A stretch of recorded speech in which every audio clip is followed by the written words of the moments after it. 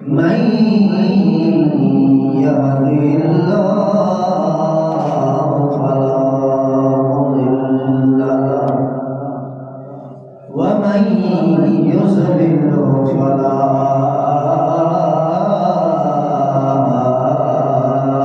هادي له ونشهد أن لا إله إلا الله وحده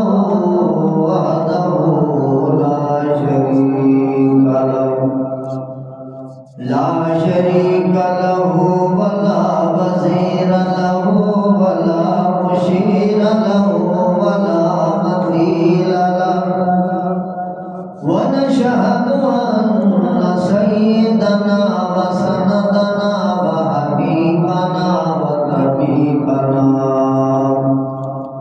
وطبيب قلوبنا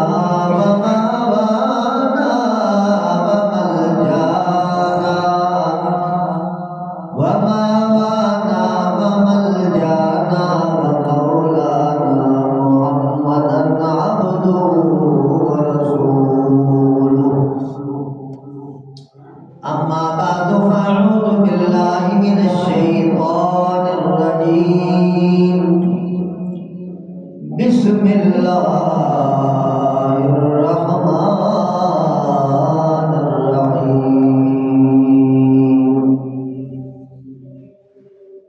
إلا تنصروه فقد نصره الله إذ أخرجه الذين كفروا ثاني اثنين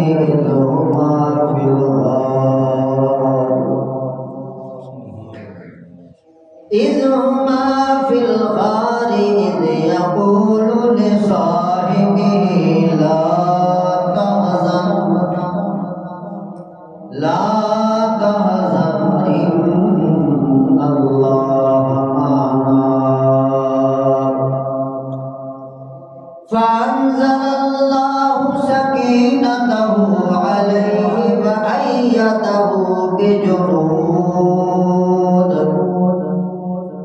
وأيده بجنود لم تروها وجعل كلمة الذين كفروا السفلى وكلمة الله هي العليا والله عزيز حكيم سبحان ربك رب العزة عما يصفون وسلام على المرسلين والحمد لله رب العالمين.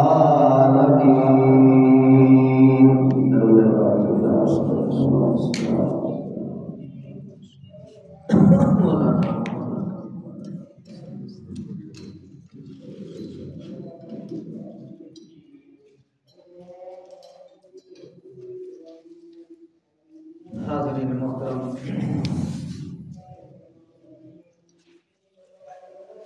انتہائی واجب احترام قابل عزت اکرام بزرگوں، دوستوں، بھائیوں،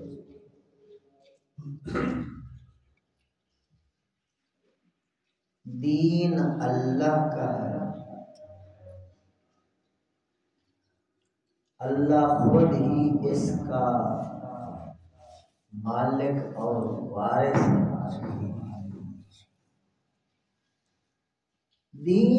دین اسلام کو اللہ نے سر بلند کرنے کا فیصلہ لوح محفوظ میں لکھ دیا. وَكَلِمَةُ اللَّهِ هِيَ الْعُلْيَا وَكَلِمَةُ الَّذِينَ كَفَرُوا السُّفْلَىٰ. یہ آیت ابھی آپ نے سنی ہے.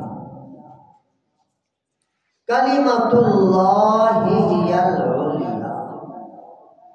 قرآن کلمۃ اللہ ہے، اسلام کلمۃ اللہ ہے، رسول اللہ کی حدیث کلمۃ اللہ ہے، دین کلمۃ اللہ ہے. وَكَلِمَةُ اللَّهِ هِيَ الْعُلْيَا. سر بلند رہے گا. اور کلمۃ الذین کفروا السفلی، اللہ کا فیصلہ ہے. کفروا، وہ کافر غریب ہوں، امیر ہوں، چھوٹے ہوں، بڑے ہوں، حکمران ہوں، عوام ہو، کتنا تگڑے سے تگڑا کافر جو دنیا کی نظر میں سپر پاور، بہت فل طاقتوں کا مالک، قرآن کہتا ہے کلمۃ الذین کفروا السفلی، وہ نیچے جائے گا. کدھر گیا فرعون، کدھر گیا قارون، کدھر گیا شداد، کدھر گئے بڑے بڑے انا ربکم الاعلی کے دعوے دار. کفر السفلی، مٹ گئے. دین باقی ہے. اور یہ بات یاد رکھیں، اس باقی رہنے والے دین کے ساتھ جو وابستہ ہو جائیں گے، جو جڑ جائیں گے، اپنے آپ کو دین کے ساتھ جوڑ لیں گے، دین کے رنگ میں رنگین ہو جائیں گے، دین ہی کا رنگ ڈھنگ اختیار کر لیں گے، اللہ ان کو بھی سر. دین ایسی چیز ہے، اس نے تو سر بلند ہونا ہے. جو اس کے ساتھ جڑیں گے، وابستہ ہو جائیں گے، پیوستہ ہو جائیں گے، اس کو پکڑ لیں گے، تھام لیں گے، مضبوط اس کی رسی کو پکڑیں گے، تو اللہ فرماتے ہیں کہ میں ان کو بھی سر.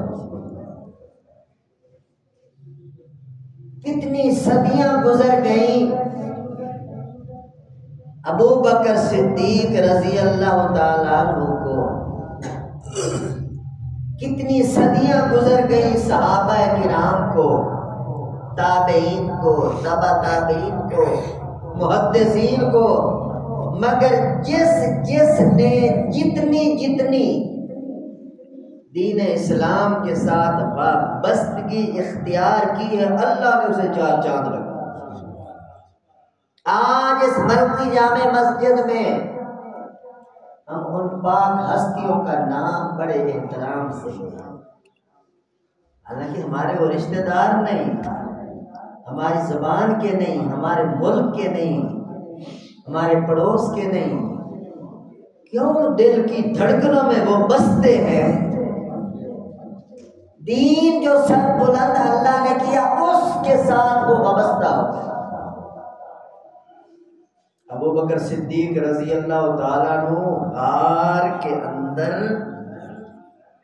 دونوں جہاں کے خزانے کو لے کر غار کے اندر پناہ گزین تھے.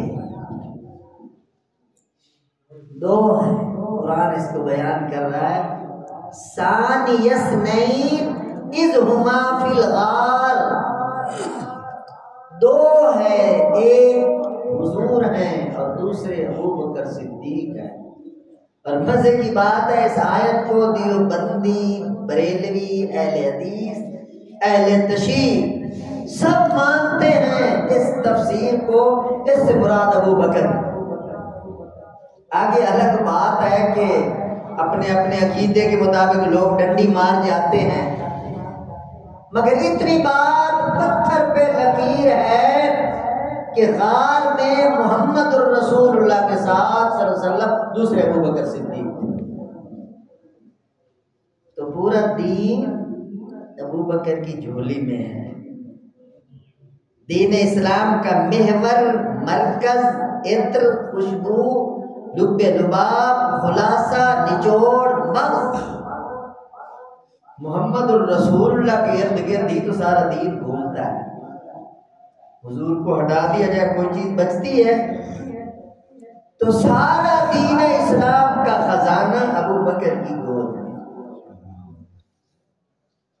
کافر پہنچ گئے، حضور کو اشتہاری قرار دیا جا چکا.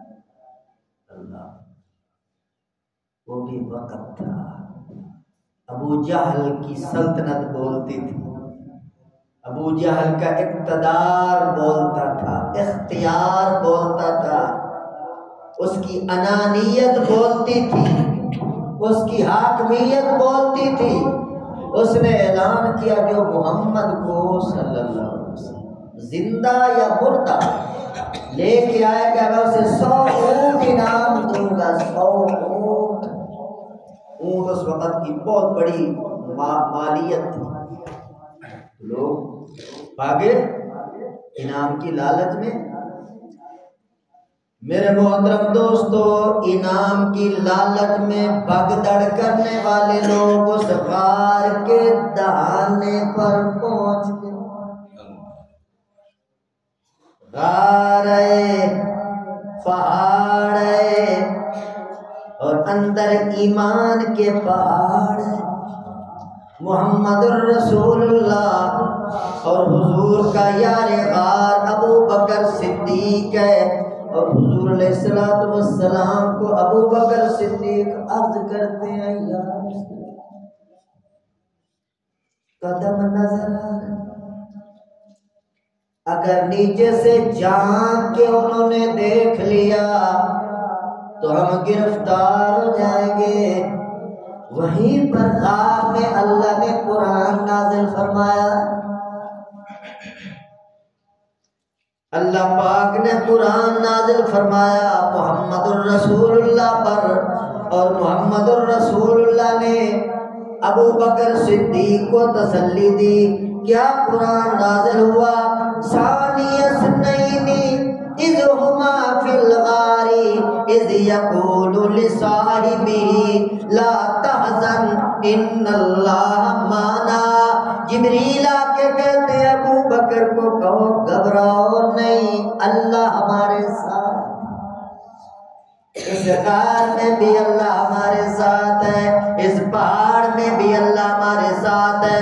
بے شک حکومت ابو جہل کی، اقتدار قریشیوں کا، ان کا توتی بولتا ہے، پجاری جو ہیں بتوں کے ان کی سلطنت چل رہی ہے، مگر اللہ کی معیت ان کے ساتھ ہے۔ یہاں مزے کی بات بتاؤں، ایک بار موسیٰ علیہ السلام اپنے قوم کو لے کے جا رہے تھے، آگے دریا آ گیا تھا، پیچھے فرعون کی فوج تھی، قوم کہنے لگی موسیٰ مروا دیا آپ نے ہمیں، آگے دریا کی موجیں ہیں، پیچھے فرعون کی فوجیں ہیں، ہم تو مارے گئے، ہم تو پکڑے گئے، کدھر جائیں گے؟ تو موسیٰ علیہ السلام خاموش ہو گئے اور انہیں کہنے لگے کلا ان معی ربی سیہدین، گھبراؤ نہیں، میرا رب میرے ساتھ ہے، ان قریب کوئی رہنمائی کر دے گا۔ نکتہ جو بتانا چاہتا ہوں، قابل غور بات، موسیٰ علیہ السلام کہتے ہیں اللہ میرے ساتھ، اور ادھر محمد الرسول اللہ کہتے ہیں کہ اللہ ہمارے ساتھ۔ بات سمجھ آ رہی؟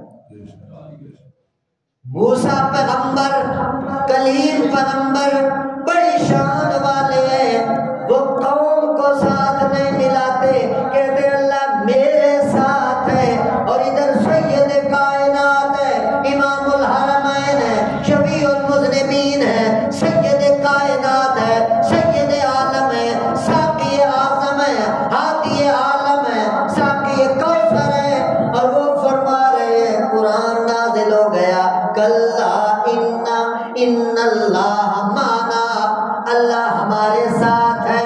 کیا مطلب؟ اے ابو بکر، جس طرح اللہ کی معیت میرے ساتھ ہے، اسی طرح اللہ کی معیت آپ کے ساتھ، جس طرح اللہ میرے ساتھ ہے اسی طرح آپ کے ساتھ ہے۔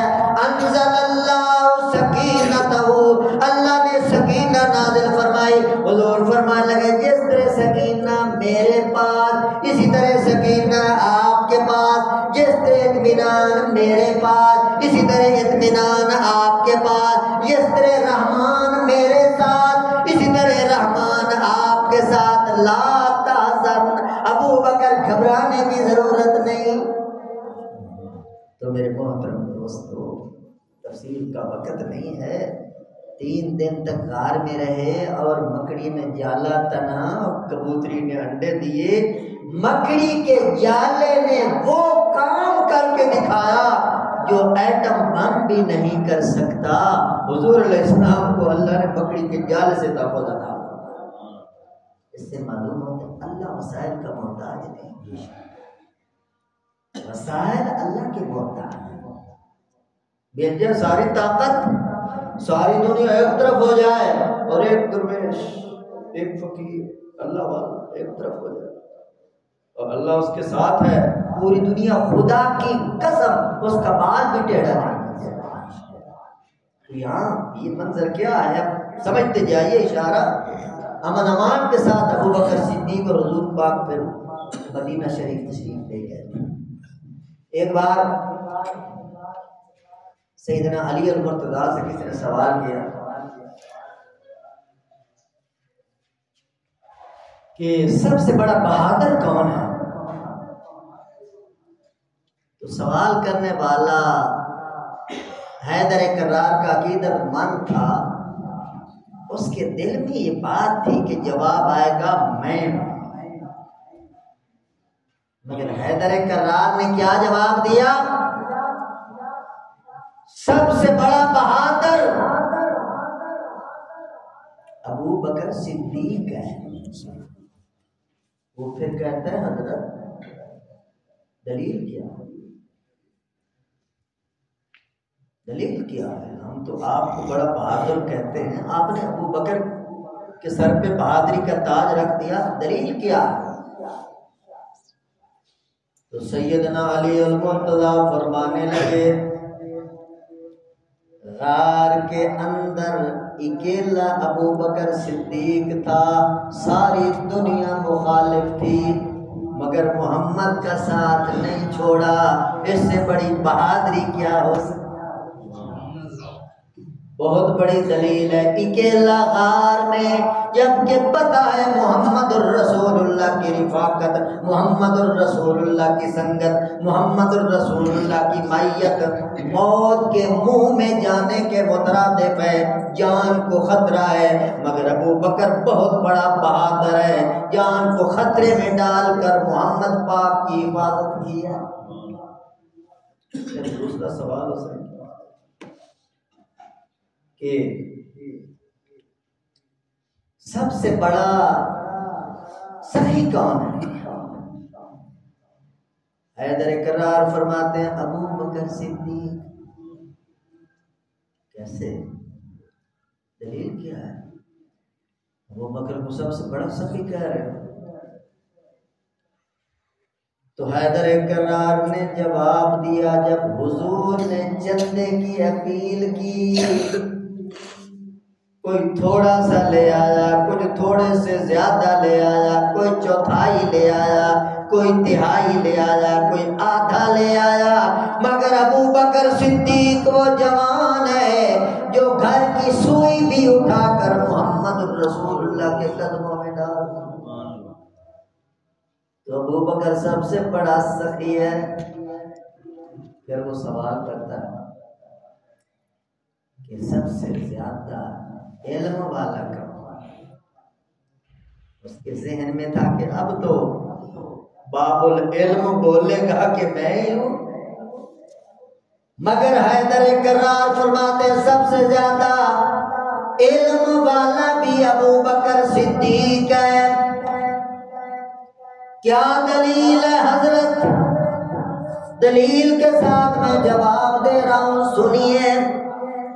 جب سورت نازل ہوئی اذا جاء نصر اللہ والفتح ورأیت الناس يدخلون فی دین اللہ افواجا فسبح بحمد ربک واستغفر انہ کان توابا. جب یہ سورت نازل ہوئی صحابہ خوش ہوئے. اذا جاء نصر اللہ, اللہ کی مدد آ گئی, والفتح, فتح آ گئی, اور ورأیت الناس يدخلون فی دین اللہ افواجا, لوگ فوج در فوج اسلام میں داخل ہو رہے ہیں، بڑی خوشی کی بات ہے۔ مگر اس صورت کے نازل ہونے پر سارے صحابہ خوش تھے، ابو بکر رو رہے ہیں۔ کسی نے پوچھا حضرت خوشی کا دن ہے، آج کیوں رو رہے؟ ابو بکر صدیق رازدار مصطفیٰ، علم والی شخصیت، فرمانے لگے تمہیں پتہ نہیں اس صورت کے اندر محمد الرسول اللہ کی موت کی خبر دی جا رہی۔ جب بھی کوئی شخصیت آتی ہے اس کا جب مقصد پورا ہو جاتا ہے پھر اللہ پاک اسے واپس بلا لیتے ہیں۔ دین مکمل ہو گیا، اسلام مکمل ہو گیا، دعوت مکمل ہو گئی، پیغام مکمل ہو گیا، لوگ فوج در فوج اسلام میں داخل ہو رہے ہیں۔ یہ اشارہ کر رہی آیت کہ محمد الرسول اللہ الوداع ہونے والے۔ یہ ہے میرے محترم دوست ابو بکر صدیق، کیا شان ہے ابو بکر صدیق کا۔ 22 جمادی الثانی کو حضرت کی وفات ہے۔ میرے محترم دوستو، سارے صحابہ شان والے، سارے صحابہ جنت والے، عظمت والے، عزت والے، مگر ابو بکر صدیق کا مقام کچھ اور ہے۔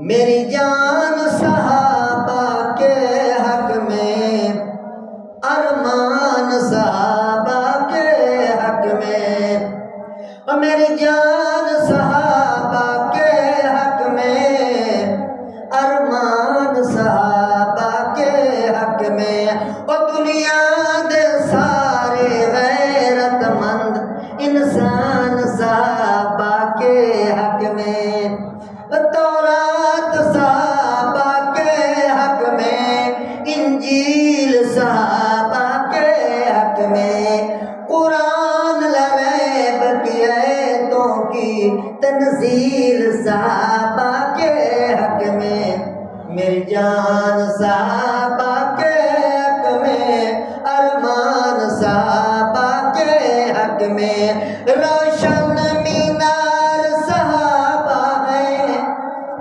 روشن مینار صحابہ ہے، مطلع انوار صحابہ ہے، حق کا معیار صحابہ ہے، کفار کی دکھ دی رگ رگ پہ ننگی تلوار صحابہ ہے، اور میری جان صحابہ کے حق میں، ارمان صحابہ کے حق میں، احسن ہے حسین صحابہ ہے، احسن ہے حسین صحابہ ہے، اور صادق ہے امین صحابہ ہے، صادق ہے امین صحابہ ہے، وہ دیکھو آج بھی روزے میں، روزے کے مکین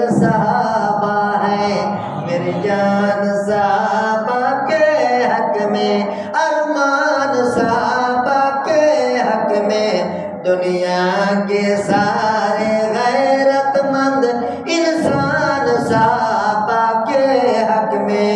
میرے محترم دوستو، اگر اصحاب کو ہٹا دیا جائے ہماری نماز نہیں بچتی، اصحاب کو ہٹا دیا جائے ہمارا کلمہ نہیں بچتا، روزہ نہیں بچتا، زکوٰۃ نہیں بچتی، دین نہیں بچتا، قرآن نہیں بچتا، چونکہ محمد الرسول اللہ نے تو سارا دین صحابہ کے حوالے کر دیا تھا، اب صحابہ نے پوری امت کے حوالے اس دین کو کیا ہے۔